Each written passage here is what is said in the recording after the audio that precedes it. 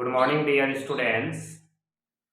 तो बच्चों हम लोग जो है आप लोग को धनतेरस के दिन जो है आप लोग का क्लास 10 हिंदी का पहला सेट जो है हमने जारी कर दिए हैं, जो झारखंड एकेडमिक काउंसिल से निकला हुआ है। और आज जो है हम आप लोग को सेकंड सेट जो है उसको बताने वाले हैं। तो चलिए हम लोग जो है सेकंड सेट को जो है देखते हैं। इसमें आप लोग का भी इसमें भी 40 क्वेश्चन दिया गया है, ठीक है। और ये सारा ऑब्जेक्टिव टाइप का क्वेश्चन है, इसको हम लोग जो है एक एक करके हल करने का जो है प्रयास करते हैं। तो चलिए हम लोग जो है इस क्वेश्चन को एक एक करके देखते हैं और इसे हल करते हैं। तो देखिए क्लास 10 है, विषय हिंदी ए, समय आपको 1.5 घंटा मिलेगा, ठीक है। और पूर्णांक 40 है। देखिए यहाँ थोड़ा सामान्य निर्देश क्या क्या दिया हुआ है। सभी प्रश्न अनिवार्य है आपका। प्रश्नों की कुल संख्या 40 रहेगा और प्रत्येक प्रश्न के लिए 1 अंक जो है निर्धारित है। प्रत्येक प्रश्न के लिए 4 विकल्प दिए गए हैं, इनमें से एक का सही विकल्प का जो है हम लोग को चयन करना है। और गलत उत्तर के लिए कोई नेगेटिव मार्किंग, कोई अंक नहीं काटे जाएंगे। कहने का मतलब है अगर हम लोग गलत भी करते हैं कोई क्वेश्चन को तो उसके लिए जो है नंबर नहीं कटेगा, ठीक है। तो देखिए सबसे पहले हम लोग को पहला क्या है, गद्यांश है, अपठित बोध। तो एक गद्यांश दिया गया है, कहता है निम्नलिखित गद्यांश को ध्यानपूर्वक पढ़कर चयन करें, ध्यानपूर्वक पढ़कर प्रश्न संख्या का चयन करें। कहने का मतलब है देखिए ये गद्यांश दिया गया है, इस गद्यांश को पढ़कर जो है हम लोग को 4-5 क्वेश्चन जो है का हम लोग को चुनना है। इसी से आंसर निकाल के जो है हम लोग को टिक करना है, ठीक है। तो हम लोग देखिए ये हम तो इसको अभी आप लोग को ये पढ़ लीजिएगा, हम डायरेक्ट आप लोग को आंसर बताते हैं, क्योंकि अगर हम ये पढ़ने जाएंगे तो वीडियो काफ़ी लंबा हो जाएगा। इसलिए जो है हम केवल आप लोग को डायरेक्ट आंसर बता रहे हैं, आप लोग इसको पढ़ लीजिएगा, ठीक है। तो देखिए चलिए हम लोग देखते हैं पहला क्वेश्चन क्या है। देखिए पहला क्वेश्चन है स्वावलंबन का अर्थ है। तो स्वावलंबन का अर्थ आपका ये हो जाएगा अपना सहारा स्वयं बनाना, ठीक है। दूसरा क्वेश्चन है परावलंबी कैसे लोग होते हैं। तो जो दूसरों पर आश्रित होते हैं वो लोग परावलंबी होते हैं। इसका आंसर ये हो जाएगा। परावलंबी किसके अधीन बनकर रहते हैं। तो आश्रय देने वालों को, जो आश्रय देता है उसी को उसके अधीन जो है परावलंबी जो है उसके अधीन बन के रह जाते हैं, यानी जो उसको सहारा देता है। कहता है दुख पीड़ा और मान सम्मान का महत्व कौन समझ सकते हैं। कौन समझ सकते हैं, जो आत्मनिर्भर व्यक्ति होता है वो समझ सकते हैं। पहला देखिए फिर 5 नंबर क्वेश्चन है व्यक्तित्वहीन जीवन किनके समान होता है। पशु और कीड़े मकोड़ों के समान होता है। ये आपका 5 नंबर का ये आंसर हो गया, यानी ये जो आपका गद्यांश था उससे ये 5 क्वेश्चन जो है आपका है, ठीक है। फिर देखिए आप अब लोग चलते हैं फिर देखिए क्या है, निर्देश तक के देख ले 10-6 यानी प्रस्तुत पद्यांश को ध्यानपूर्वक पढ़कर प्रश्न संख्या सही उत्तर का चयन करिए।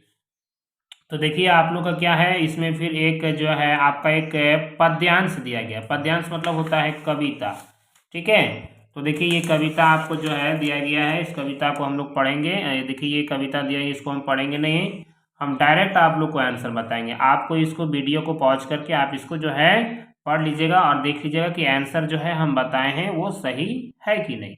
तो देखिए यहाँ पहला क्वेश्चन है पद्यांश में किन व्यक्तियों की ओर संकेत किया गया है। तो जो बाधाओं से घबराते नहीं, आपका ये आंसर हो जाएगा।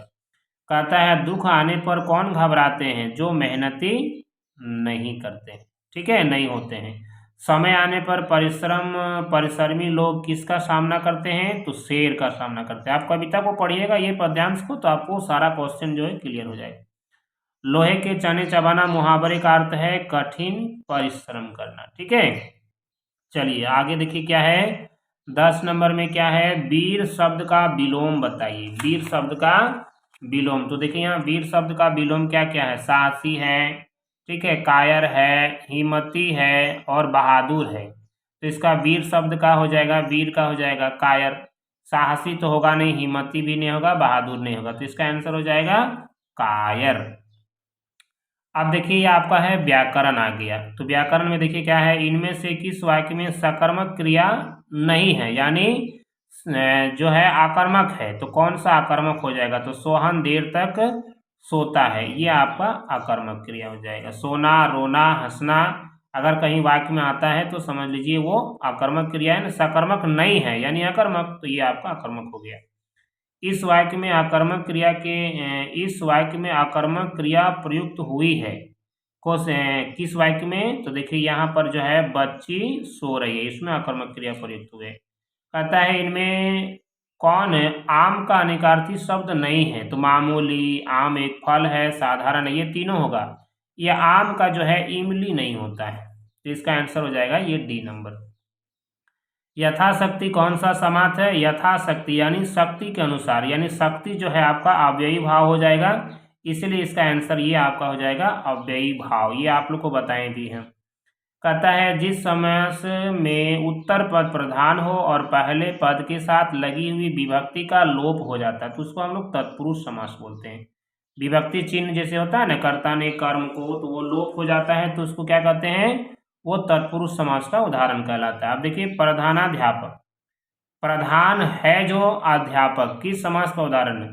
तो बच्चों एक चीज याद रखिएगा, ये है जो है एक ट्रिक है, ठीक है? किसका ट्रिक है? ये कर्मधारय समास का पहचानने का एक ट्रिक है।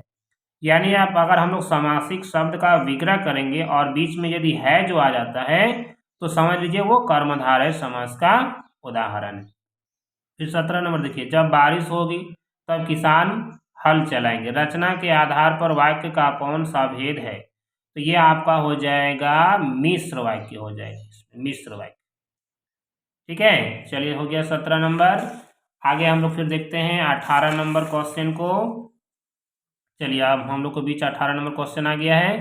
तो देखिए क्या है, जो अव्यय दो पदों उपवाक्य दो वाक्यों को परस्पर जोड़ने का काम करता है वह क्या कहलाता है? वो हमारे लिए समुच्चय बोधक अव्यय कहलाएगा। समुच्चय यानी मिलाना, ठीक है? स्वयं अगर मिलता है तो वो संबंध बोधक होगा, लेकिन मिलाते हैं तो वो समुच्चय बोधक होगा। कर्तृवाचक के वाक्यों में कर्ता के कार्य की क्या होती है? प्रधानता होती है, तो इसका आंसर ये हो जाएगा। फिर है लड़कियां सो रही है, इस वाच्य का कौन सा भेद है? यह वाच्य का कौन सा भेद है? लड़कियां सो रही, तो जहां कर्ता की प्रधानता हो जाएगी तो कर्तृवाच्य हो जाएगा। ठीक है, अब देखिए पाठ्य पुस्तक हम लोग के बीच आ गया। तो पाठ्य पुस्तक क्या है? देखिए एक यहाँ पर फसल से संबंधित एक कविता है, छोटी सी फसल क्या है, ठीक है? इसी से संबंधित देखिए यहाँ पर कुछ क्वेश्चन है। प्रस्तुत पंक्तियां किस कविता से ली गई है? किस कविता से ली गई? तो ये फसल कविता से ली गई, क्योंकि यहाँ पर फसल क्या है ना? आगे देखिए है फसल किसकी जादू है? फसल किसका जादू है? तो किसका जादू है? देखिए यहाँ पर बहुत सारा चीज दिया है, नदियों के पानी का, हवाओं की थिरकन का, मिट्टी के गुणधर्म का, सूर्य की किरणों का। तो बच्चों अगर डी नंबर में रहता कि उपयुक्त सभी तो आपका डी नंबर ऑप्शन होता, लेकिन यहाँ पर कविता में दिया गया है नदियों के पानी का जादू, तो आपका ये आंसर हो जाएगा। फिर क्या है, फसल किसका रूपांतर है? तो फसल है सूरज की किरणों का रूपांतर है, ये आपका आंसर हो जाएगा। फसल किसका गुणधर्म है? तो ये मिट्टी का गुणधर्म है, ये आंसर हो जाएगा। फिर आगे निम्नलिखित प्रश्नों के सही विकल्प का चयन कीजिए। कहता है वज्र छिपा नूतन कविता फिर भर दो, यह पंक्ति किस कविता से ली गई है? ये उत्साह से लिया गया है, उत्साह। कहता है उत्साह कविता में आए निदाग शब्द का क्या अर्थ होता है? निदाग मतलब होता है अत्यधिक गर्मी।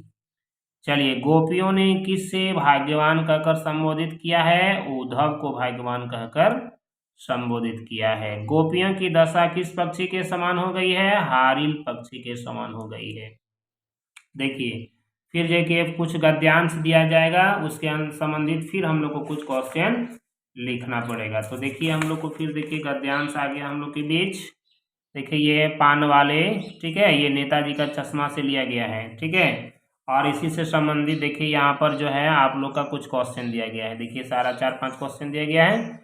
चलिए हम लोग देखते हैं प्रस्तुत अंश में किस पाठ से लिया गया है? तो ये नेताजी का चश्मा हो जाएगा इसका आंसर। फिर जाके है पान वाले के मुंह में क्या ठूसा रहता था? तो ये पान ठूसा रहता था, ये आसान क्वेश्चन है। पान वाला कैसा आदमी था? काला था, मोटा था और खुश मिजाज था। आप इसको जब गद्यांश को पढ़िएगा तो ये सारा क्वेश्चन आपको समझ में आ जाएगा। फिर है नेताजी की मूर्ति पर चश्मा कौन बदलता है, तो कैप्टन बदलता है।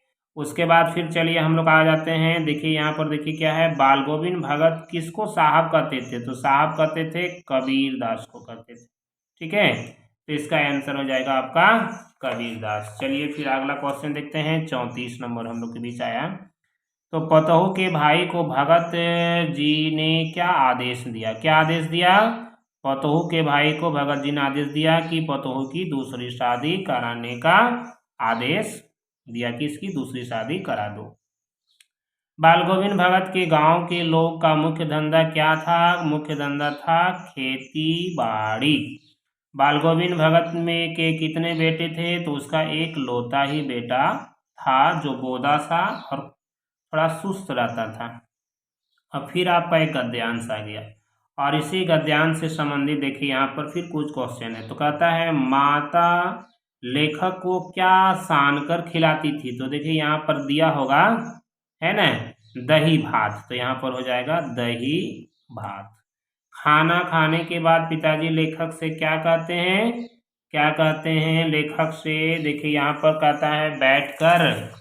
ठीक है, उसके बाद ये 4 ऑप्शन देखिए यहाँ पर हम लोग देख रहे हैं, ये बैठकर पढ़ो, सो जाओ, अब तुम राजा हो जाओ, घर के बाहर मत जाओ, तो हमारा ये आंसर हो जाएगा अब तुम राजा हो जाओ। ठीक है, चलिए हम लोग फिर अगला क्वेश्चन देखते हैं। फिर अगला क्वेश्चन देखिए हम लोग देखते हैं, लेखक कौन सा खिलौना लेकर खेलने के लिए जाते हैं, तो ये हो जाएगा काठ का घोड़ा। इस गद्यांश में कौन कौन से सेना से पक्षियों, कौन कौन से पक्षियों के नाम आए हैं, अच्छा पक्षी यहाँ से मिला दिया है।